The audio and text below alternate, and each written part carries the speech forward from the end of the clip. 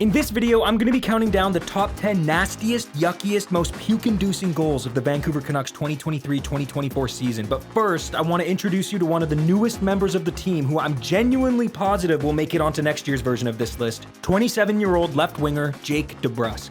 And while we watch some highlights from his first 7 years in the league, let me tell you a bit about today's sponsor, highroller.com. Not many people know this about me, but I really like hockey. Whether it's the thrill of two players dropping the gloves or the frustration of your favorite team having yet to win a championship, there's nothing quite like the high-risk, high-reward nature of hockey. And that's exactly what makes highroller.com such an exciting experience. highroller.com is a real online money casino with over 3,000 games available, including live dealers and popular table games like blackjack, roulette, and more. And they're offering an exclusive deal for today's first 100 new subscribers. They'll match the amount you deposit up to $2,000 Canadian. So, for example, if you put in $100, they'll put in $100, all the way up to a maximum of $2,000. But that's not all. They're also offering 200 free spins. Just click the link in the description of this video to get started. Signing up is faster than Quinn Hughes at top speed, and you can play from anywhere on any device. But remember, you must be of legal age to play, and of course, make sure you always play responsibly. Now, let's barf. Coming in at number 10 is this wicked goal JT Miller scored in Game 61 against the Pittsburgh Penguins. If you're somehow unfamiliar with JT's work, this is a great example of what us Canucks fans have gotten used to seeing from him over the past few seasons. He bat the puck out of the air past Penguins legend Chris Letang to send himself in on a breakaway, and then he had the audacity to rip a wrister top corner before he even reached the hash marks. This was such a JT Miller goal. It was gritty, it was skillful, it was short-handed, it was perfect. I feel like people kind of forgot about this one. In Game 27 against the Minnesota Wild, Teddy Bluger absolutely goofballed Philip Gustafsson. Teddy deked him out of his net entirely. Look where he ended up. Also, this was the first goal that had all three members of the lifeline credited with the point, meaning it wasn't just disgusting, but it was historic as well. Okay, spoiler alert, this is not the only Nils Big Hoglander goal you're gonna see on this list. I'll try my best to keep my emotions in check moving forward, but no promises. It's mostly out of my control anyway. I'm sure some of you will understand. Anyway, the grossest part of this goal is how easy he made it look, because when I tried to do it in my back alley, I ended up in the hospital with severe brain damage. Not cool, Nils. Okay, this next goal was scored in Game 40 against the New York Rangers by a player named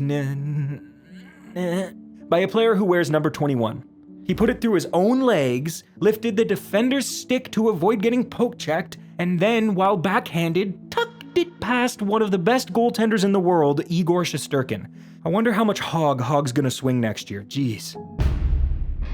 The first playoff goal to make this list is Connor Garland's comeback-clinching game winner from Game 1 of Round 2 against the Edmonton Oilers. It's funny, when I watched this live, I was too busy screaming in pure joy to notice just how nice of a goal it really was. After zooming past Oilers defender Darnell Nurse, Garland fools Oilers goaltender Stu Skinner with the fake slap shot, allowing him to then slide a sneaky little shot 5-hole. What a cute-ass goal. Okay, now this one's awesome for 3 reasons. 1, because it's pretty rare to see a defenseman in on a breakaway. 2, because this was Filip Hronek's first game back in Detroit since the Red Wings traded him to the Canucks in March of 2023. And 3, because Phil pulled out one of the deadliest, most dastardly damn dekes you can do. He did the old pump fake backhand shoot forehand move and executed it perfectly. Gross. Okay, coming in at number 4 on this list is yet another goal scored by Nils Hoglander. This one very well could have finished as high as number 2 on this list. It's just that nice. While on a breakaway in Game 71 of the regular season against the Calgary Flames, like Hronek did in the last clip, Hoglander whipped out one of the most disgustingly diabolical dummy-duping dekes you can do. He did the old pump fake forehand shoot backhand move, and he executed it perfectly too. In fact, it's nearly identical to the famous shootout goal rookie Sidney Crosby scored against the Canadiens back in 2005. Delicious. This one should be obvious. It's Dakota Joshua's Marek Malik goal from Game 74 against the Anaheim Ducks. If you put your stick between your legs and snipe one top shelf, you're making this list. It's as simple as that. During the only game to have 2 goals featured in this list, Game 40 against the New York Rangers, Elias Pettersson scored the quintessential Elias Pettersson goal. It's a flawless example of the 2 main attributes that make him one of the most elite players in the world: his undeniable skill and his unshakable work ethic. About to shoot the puck, but the defender dives out to block it?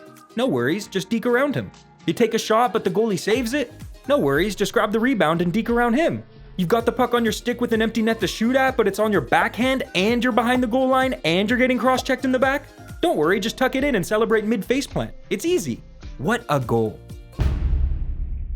So this one isn't just number one on my list. It's a core memory for thousands of people and one of the most memorable moments in Canucks history. Coming in at number one is Brock Boeser's big buzzer-beating, game-tying, toe-curling goal from Game 4 of Round 1 against the Nashville Predators. But here's the thing. My original reaction to this one is far more interesting than anything I could write about it now, so I'm just gonna play a clip from that video. Colton Sissons got a clean look at the empty net and made no mistake shooting it right off the post to keep the Canucks alive. Wait, what?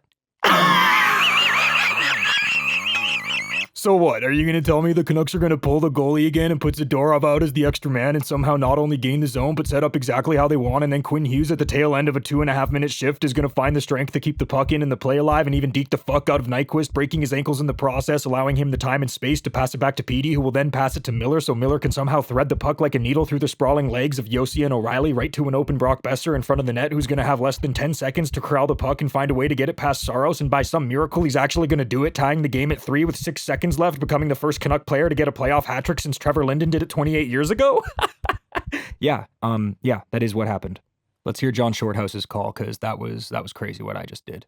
Miller shoots, tipped on goal, rebound, Boeser scores, a hat trick. I will genuinely never forget that goal. Anyway, thanks to these amazing nuckheads who chose to support the channel by clicking the join button. Thank you for watching. I have more videos on the way, so stay tuned. See you later. Bye.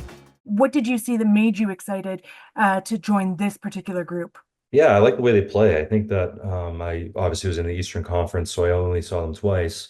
But they're a hard team to play against. They also have really good players. I think the biggest thing for me is obviously looking at the centerman. Obviously being from Edmonton, I've also watched Vancouver over the years too, so I understand what the fan base is like. There's a lot of things that really came into it, but playing against them, seeing the steps they took this last year, obviously going to Game 7, and I'm just coming in a position where I just want to come and help and try to change the outcome. I just can't wait to get to the city, and I can't wait to get started.